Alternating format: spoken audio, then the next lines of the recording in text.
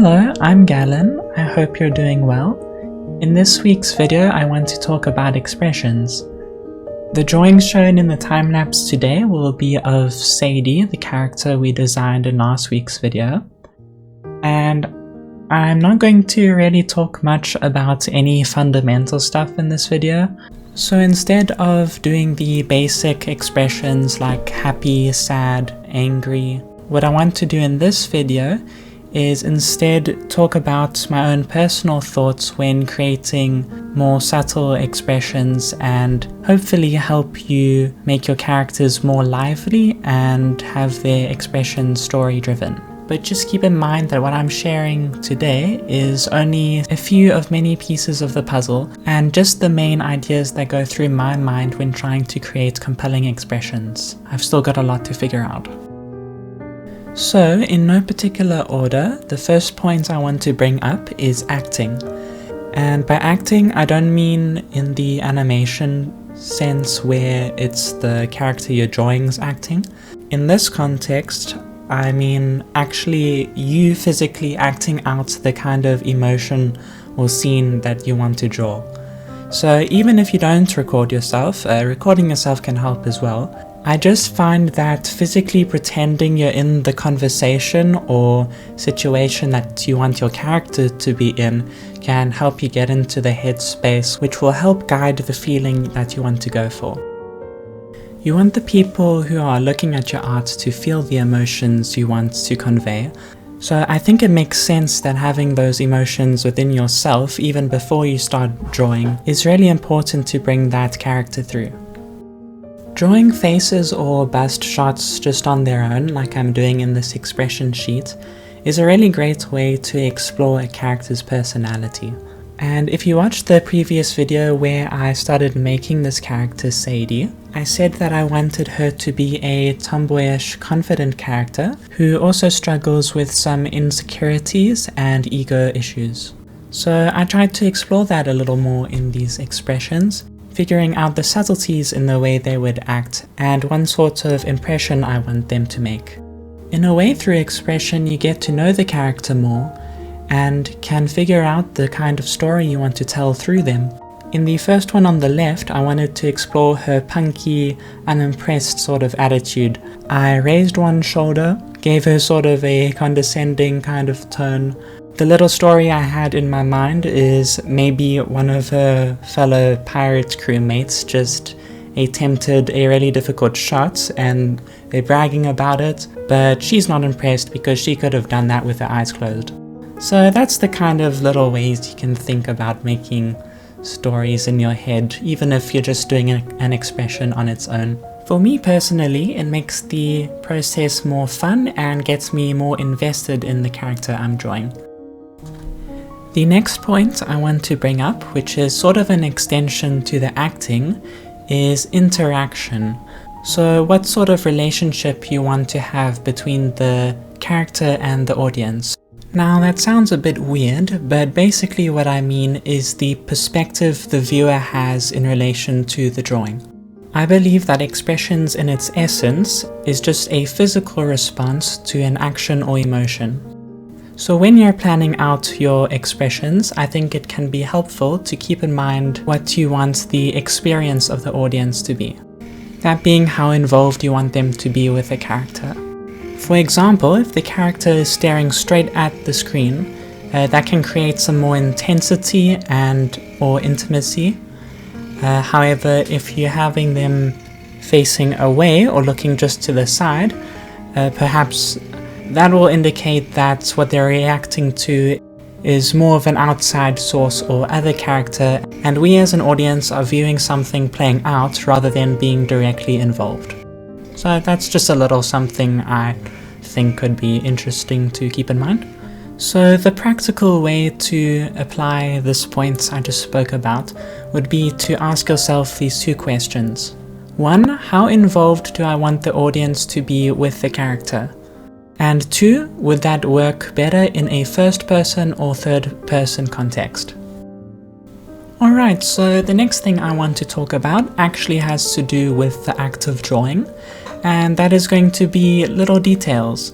Depending on your subject matter, whether it's humans, monsters, animals, in my case it's a serval, there are so many little aspects of the anatomy and features of the subject that can help convey your emotion even more. So the main thing I want to bring up is wrinkles. Don't be afraid to add some wrinkles to your character. It can be super impactful, especially in angry and sad expressions.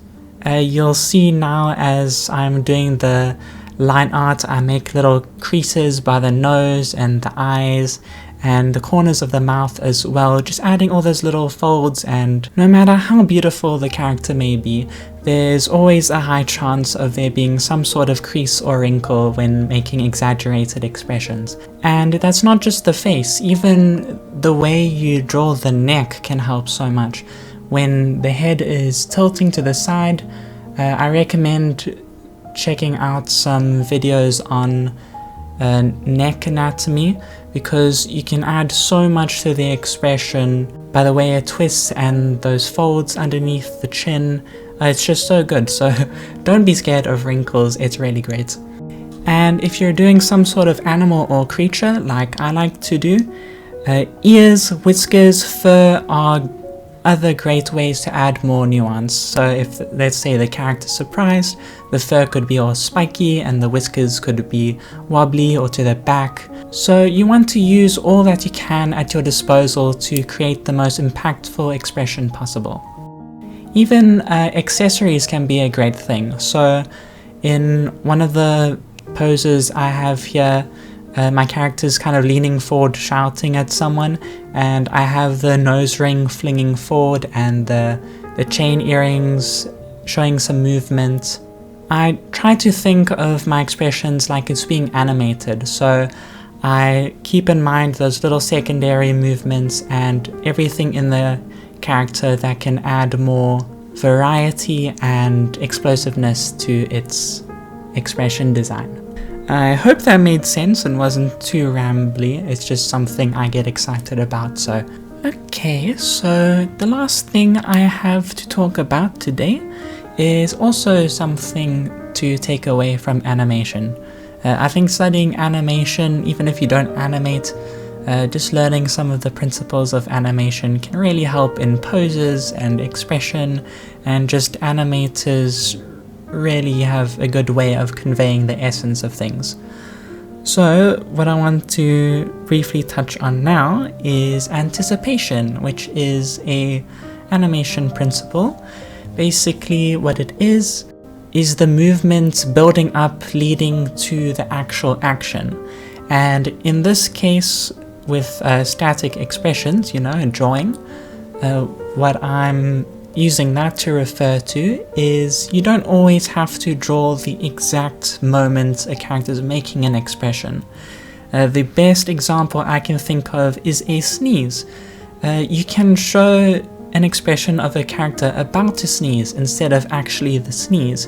It just gives an alternative and something that is maybe less shown in expressions that can make it more interesting. So one of the expressions I have, which is the one on the top right, Sadie, she's upset, she's disappointed, and I wanted it to sort of be like a sad expression, but not just straight up crying. It's sort of that, when I was acting it out, I was thinking like starting to get heavy breathing, sort of just that crushing weight, you know, that weird feeling before you cry. It's that sort of feeling I wanted to convey. So it's that build-up expression, that build-up to the crying or to the saddened scream or whatever. I just think there's so much little nuance and extra stuff you can do that come between the more. It's kind of weird because it's sort of the in-between of the actual expression, and I just think there's so much interesting expressions you can do that are not actually the expression, if that makes sense. I'm not really quite sure what I'm trying to say here, but the main thing to take away that I think about here is build up, having expressions that are meant to be a build up to something. So yep, that last one was a bit messy, but that's what I have to say about expressions today. I really hope something in here can help you. Maybe in the future I'll do a more like structured basic expression tutorial, like an actual step-by-step, just doing some simple expressions. But these are just some more of the creativity thinking side of things I wanted to share that I haven't heard much other people say. Some of them I have, but I just wanted to kind of share my own thoughts instead of rehashing what I've heard other people say. So it's sort of scary doing that because, you know, it's very likely some things I say will be wrong, but feel free to correct me if some stuff I say in videos are absolute nonsense. But I'm gonna let the rest of this time lapse play. Thank you so much for watching. Have a lovely rest of your day. Have fun drawing and take care. Bye bye.